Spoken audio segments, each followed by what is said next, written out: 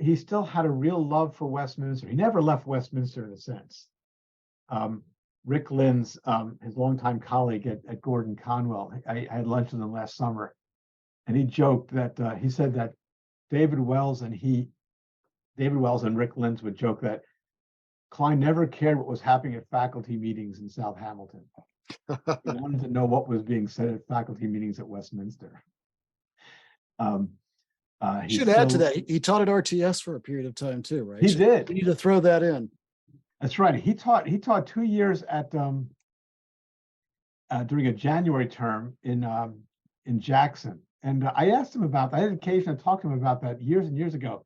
He loved those years. This is just before he started to do the Escondido spring semesters. And I think that was a transition that made him see Escondido as a possibility. Well, had he stayed there and not gone to Escondido, then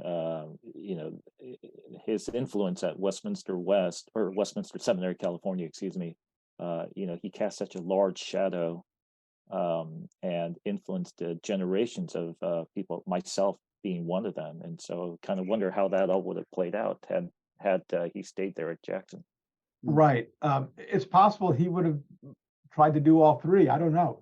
Gordon Conwell and Jackson and Westminster. But I would also say beyond his influence in Escondido, I think ultimately that became the most effective platform that Kline had.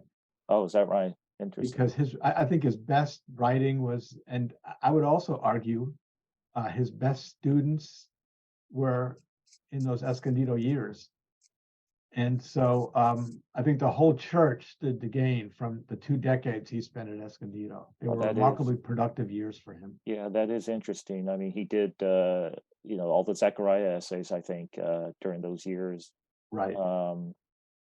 His what became essentially his last work on God, Heaven, Armageddon, I think was kind of, in fact, when I read that, you could hear his class lectures during the